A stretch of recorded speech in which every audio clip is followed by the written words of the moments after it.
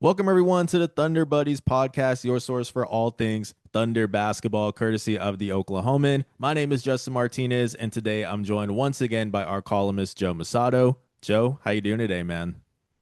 I'm good, Justin. Yeah, how was tell us I was asking you offline, but tell us a little about the first trip and first impression so far. Yeah, first solo road trip for me. Obviously went on the to the finals with everyone. That was fun, Yeah. but this was my first one on my own, and it was good. It was good, man. Actually, starting off in Indiana again, funny enough, and yeah, just got to get a good feel for some of the things that you don't really get a lot when you're at home for these games. Like you get to see the other crowds, the other atmospheres. Um, we actually got to sit up like by the scorer's table for that Dallas game, which was nice. You get to hear Yeah. the sights and sounds a little bit more. Obviously, you get to just talk to guys that you wouldn't normally get to if you weren't traveling. So it was just really cool. It's a cool experience. Lacking some sleep for sure, but I can't complain. It was a lot of fun. Well, I've got a public service announcement. Everyone listening to this, you're probably already following Justin, reading his work, but please do. He did an awesome job. Justin, you did. I'll pretend that you're here with me on this podcast. You Appreciate did it. an awesome job. A lot of good work. Can't wait for more to come. Yeah, speaking of more to come, OKC is still we're getting into the swing of things now. OKC's 5 games into the season, 5-0 as well, one of only four undefeated teams left. And I thought, Joe, today we could just go ahead and give our thoughts, feelings, emotions, takeaways from this first week of OKC basketball, if that sounds good to you. Let's do it. Cool. Well, I think first off, I just one of the big things, or just the overall thing that really stands out, is OKC is just finding ways to win these games. It has been in four clutch games so far this season. Clutch meaning the score is within 5 points within the last 5 minutes of regulation or overtime. That's tied for the most clutch games of any team in the league so far. And there's been plenty of scenarios and plenty of situations where they could have just said, hey, we'll get the next one. They've obviously been dealing with injuries to guys like Jalen Williams. Chet Holmgren missed the game. You've had Alex Caruso miss time. They've gone up against some very motivated opponents. Houston trying to spoil ring night, Indiana trying to get revenge from last year's final series. And just throughout all of that, for them to still be able to win these games and go 5-0, I think just really speaks to the maturity of this team because yes, they're champions, but you tend to forget that this is still one of the youngest teams in the league, and yet they seem to answer every single challenge that they've been faced with so far. Last year was the year of the blowout, right? We saw the Thunder set the record for most 20-point wins in NBA history. They set the record for all-time point differential, average margin of victory. And it was such a big talking point heading into the playoffs is like, hey, is this a bad thing that the Thunder hasn't played any close games? Or are they going to be ready for playoff basketball? And now through 5 games this season, they've played nothing but close games, it seems like. And uh, Thunder's going to have to hustle if they want to break their own record for a point differential because it's kind of crazy. I just pulled this up. The Thunder is actually sixth in the NBA right now in point differential. First, any guesses, Justin? Who's blowing out teams the most right now? Is it San Antonio? It's the San Antonio Wow. Spurs, plus 16 and a half. Miami Heat second, then the Nuggets, then the Utah Jazz, who have Wow. somehow only played 3 games. They're fourth, then Houston, then OKC. San Antonio's had like a super soft schedule, but it's fun to play with the early season sample size. But yeah, it's maybe this is the championship effect, right? Just teams playing harder against OKC. Obviously, J-Dub still out. Caruso came back last night, but it's been fun, the close basketball. For sure. You mentioned small sample size. Obviously, we're only 5 games into the season, but what are some things you've maybe seen? Any players that have stood out? Any takeaways you have in terms of that? Um, AJ Mitchell, Yeah. maybe he's an all-star, maybe he's an all NBA player, maybe he's the MVP. He's just, I can't get over this guy's sudden rise. Like, yeah, there were flashes last year in the 30 something games he played before the turf toe injury. And yeah, I knew the Thunder was high on him, but just how mature he looks this year, he looks stronger. His finishing around the rim is incredible, like the touch that he has with some of those shots off the glass. And there's just a smooth element to his offensive game. And yeah, I mean, he's been like my number one uh, takeaway so far this season. I mean, he's averaging Justin 18.2 points per game, and he's doing it on 47% shooting. 3.8 rebounds, 3 assists to only 1.4 turnovers per game. He's been super, super steady. Um, I mentioned this somewhere else, but a couple of games in, even after he was going off, I had a bet with a buddy that you know that Aaron Wiggins was going to average more points than AJ Mitchell because I was like, this Mitchell story's cool, but Aaron Wiggins, like, he's gonna average more points. I don't know now. I don't know. Maybe AJ Mitchell, maybe he's the sixth man of the year. This is crazy. Yeah, it really is. I saw a tweet from Cone, a big Thunder fan on social media, and he pointed out a pretty crazy stat that Mitchell's career high, obviously just being last season, because he was a rookie, was 17 points. He's averaging 18.2 this season. So he's averaging past his career high on a nightly basis, which is just insane when you think about it that way. You mentioned sixth man of the year, most improved player, also a possibility. I know that was in your bold predictions that he would get a vote or multiple votes for that award. Looking up at ESPN right now, he is ranked 11th in their most improved player race at plus 3,000 odds. You've got guys like Denny Avdia's leading the way there. Former Thunder guard Josh Giddey, I think Benedict Mathurin is going to be up there. Keyshawn George, like there's some other good candidates, but just the fact that he's even in the mix on a team where it's so hard to find minutes. I mean, this team just won a championship last season. He's trying to reinsert himself back in there, and he's not just doing that. Like he's commanding these minutes to the point where even when like a Nikola Topic comes back, we were talking at the start of the season of who's going to get those backup point guard minutes.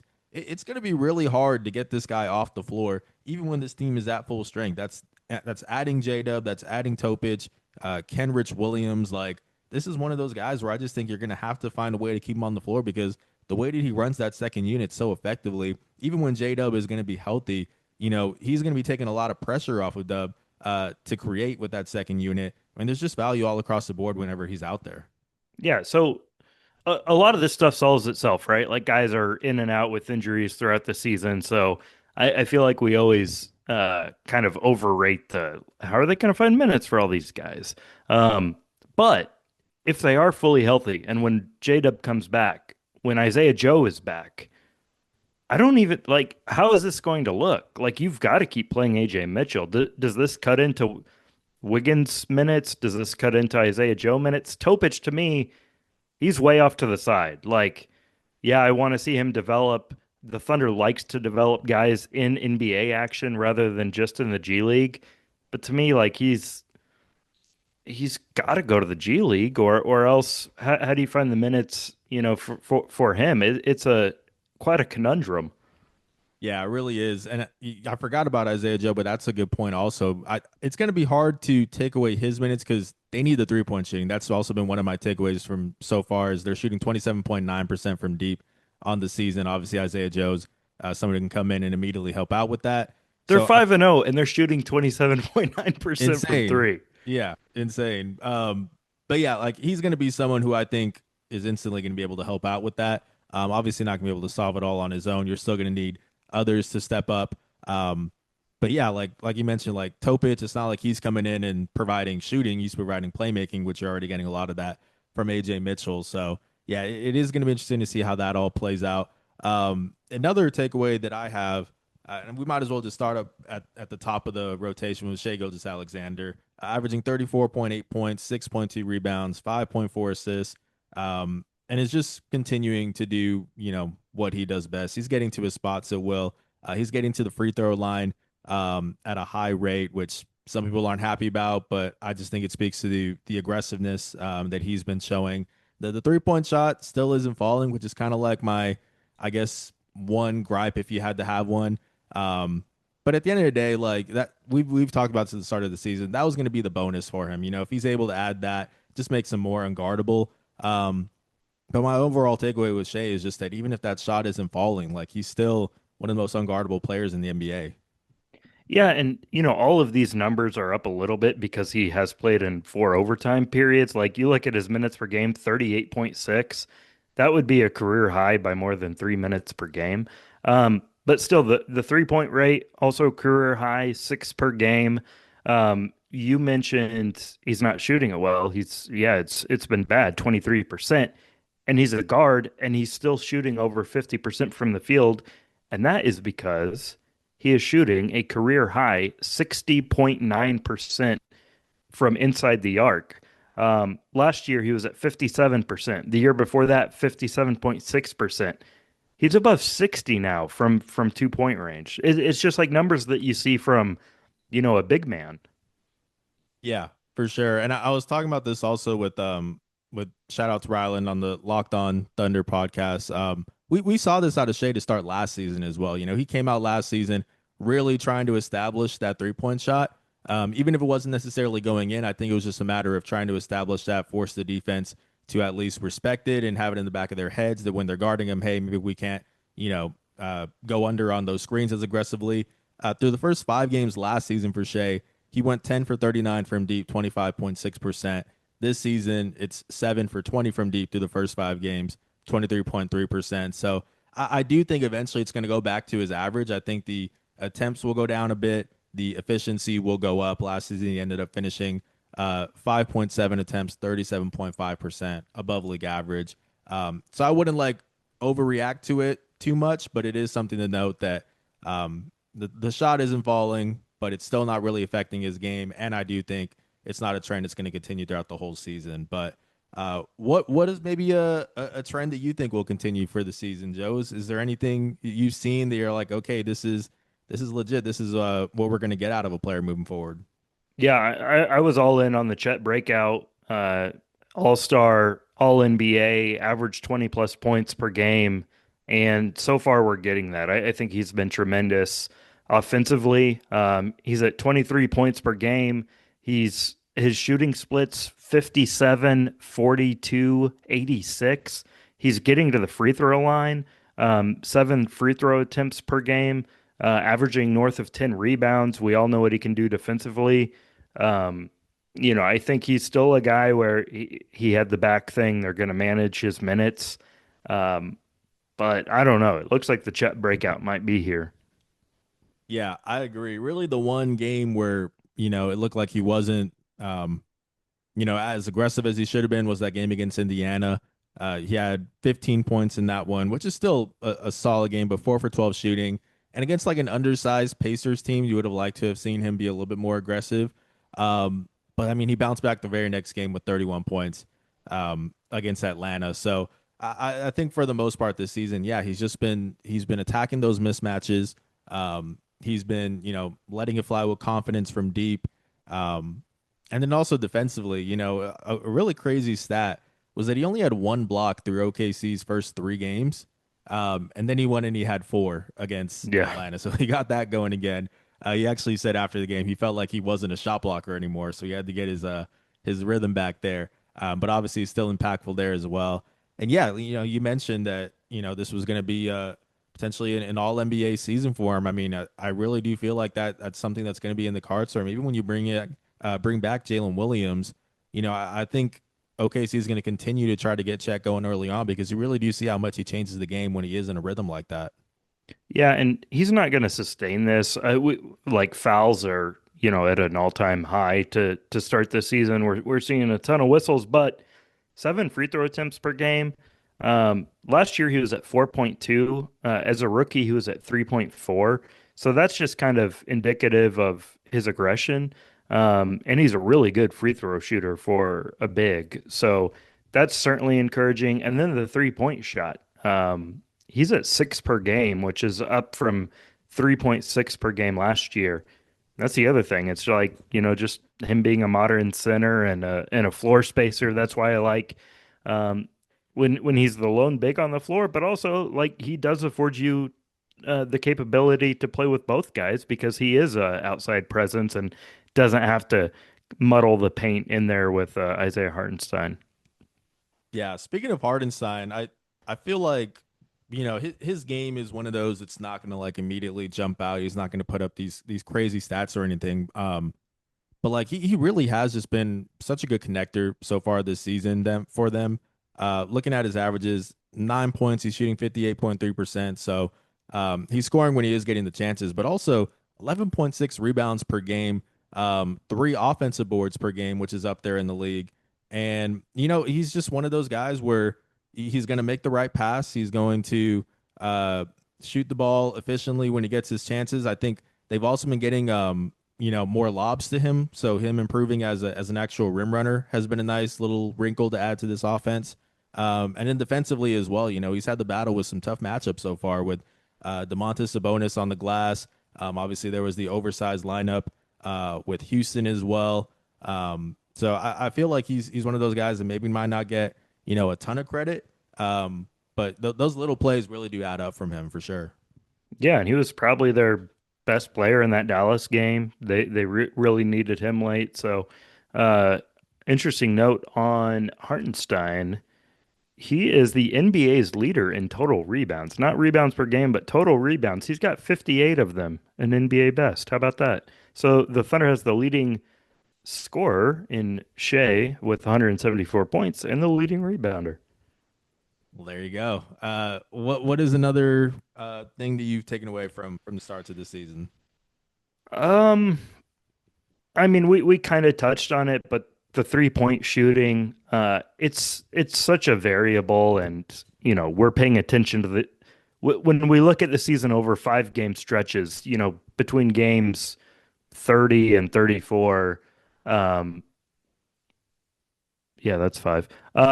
That I always get that mixed up Yeah, in my yeah, because you got brain. to count the number, the first Yeah, number you itself. got to count that. Yeah.